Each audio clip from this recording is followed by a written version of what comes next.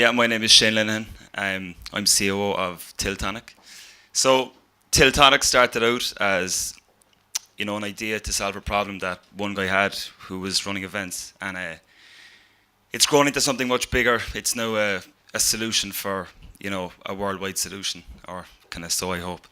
Um, so it all started. If I can get this clicker to work, with this. Does anyone recognise that logo? Yeah, Beats headphones, but it's also Bodytonic music. So, Bodytonic music is a music and events company that is based in Dublin. It's about 12 years old, and it's run by this guy here. That's Trevor O'Shea. I emailed Trevor during the week to get a photo of him, and he was like, "No, I'm not sending a photo." So I just went and dug that out. That's him running a marathon. So Trevor, like I said, has been running events for about the last 12 years, and he owns this venue, the Twisted Pepper. That's a guy called Finan. He runs a thing called the Big Smoke Barbecue, which is like street food, street vendors. So Trevor owns the Twisted Pepper as well as the Bernard Shaw. So he owns a couple of venues, runs a lot of events. So that's this room during like a club show. So all that gear you see in the front, that would be up here, and that's obviously you're a bit more reserved than that crowd, as you can probably see. So Trevor identified a few problems throughout his years running events, and you run an event that people pay into. You can be looking at upwards of €20,000 taken on the door, and that obviously leaves. You have to have an accountable method of accounting for that money, as well as accounting for how many people are coming into your event, just in terms of health and safety and stuff like that. So generally, when people are running events, they use either of these solutions usually. One is a big clunky till on the left, which you've probably all seen.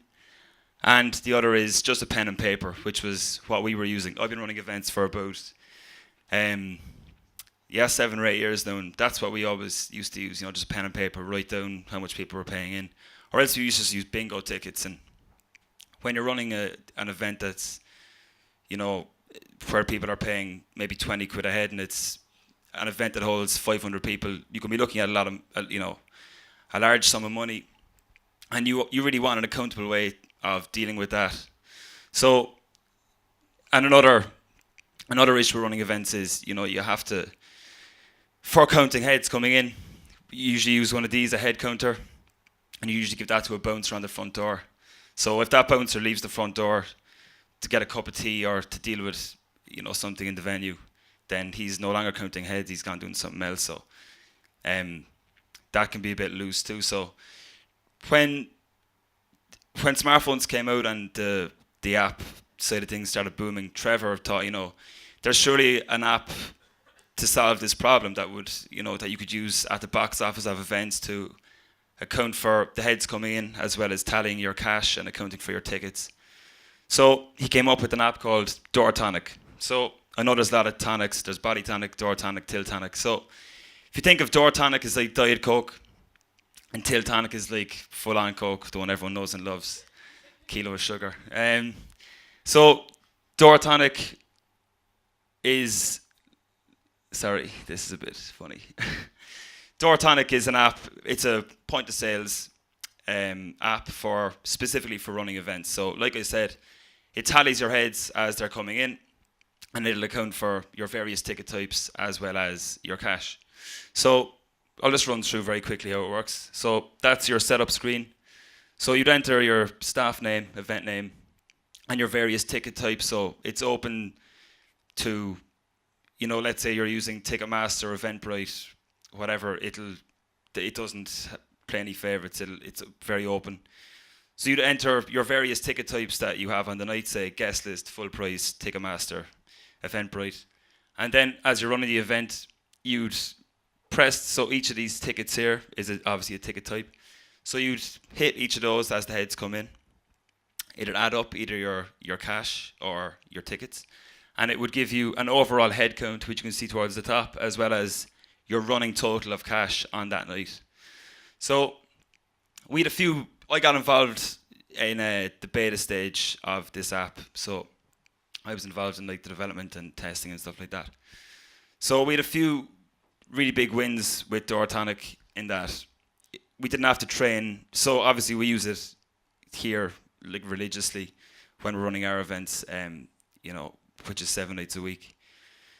So we never really had to train staff to use it, which we thought was really cool because generally with these kind of systems, when it's more of a business app, you know sometimes you got to train staff, which can be a bit of a pain. So we didn't have to train any staff, and another really big win was that with it was you can't really see this, but at the end of the gig you hit report, and it gives you a report of, so it gives you your total cash and your various different ticket types that came into the gig. So what we started to notice was, at the end of every gig, we started to notice that 10% of ticket holders wouldn't show up.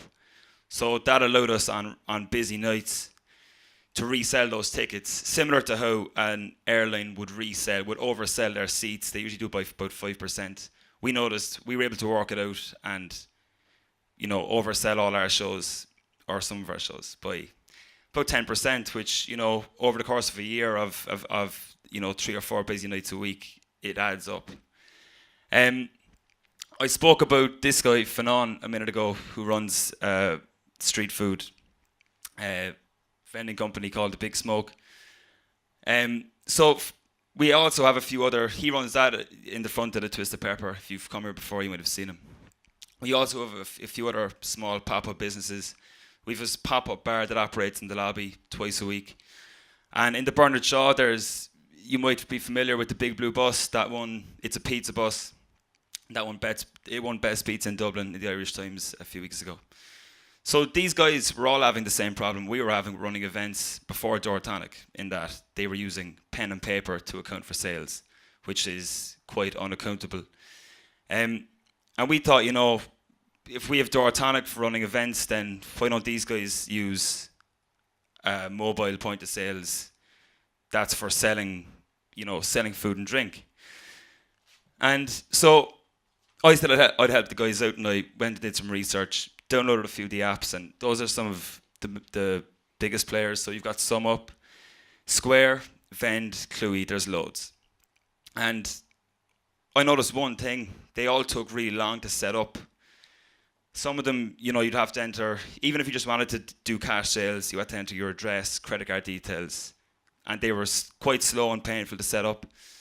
Usually, you know, you're talking 10 minutes to set one up, and I know 10 minutes doesn't sound like long, but this day and age, people have quite short attention spans, you know. We're talking 9-10 seconds in some cases. So usually, if I took SumUp or one of the other apps and showed, you know, Fanon or whoever, he'd be like, nah, it looks like too much hassle, I'm not going to bother. And then we were like, well, you know, Doortonic is quite similar in a lot of respects in that you're just accounting for sales of products. So we thought, you know, why don't we build a POS that can be set up as quickly as Doortonic, but is applicable to mobile and small retailers. So we came up with what's called Tilltonic. And Tilltonic is the only mobile POS in the market that you can set up in 60 seconds. So we think that's pretty cool. It's the quickest and easiest POS to set up. So that's it. It's on, currently we're in beta stages, so it's just on iOS. We're testing it. So it's on mobile and tablet in its most simple form. It's just the app on a phone, and in its, you know, its biggest form, I suppose, on a tablet with a receipt printer and a drawer.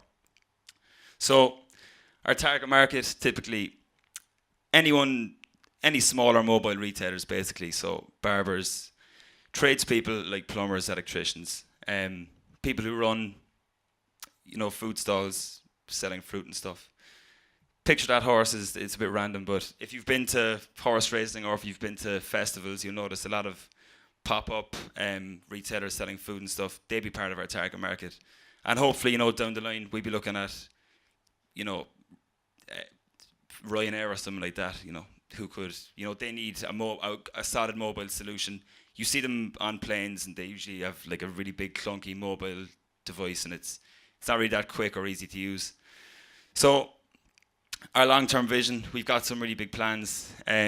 We want Whoops. We want Tilltonic to be the most widely used POS in the world. We're aiming for 1 million customers by 2020, which I hope works out because it means I can move to Hawaii or somewhere. And we want to make Tilltonic.com the go-to place for all small and mobile retailers, and just create a community and a hub for them. And that's it. If you'd like any further information, I can talk to you afterwards, or that's my email address, info@doortonic.com. Or you can check out, Doortonic is obviously on the on Google Play and the App Store. So you can go and check out doortonic.com or tilltonic.com. Thanks to Mary Plunkett for having me down, and all the Made It series crew. Yeah, thank you.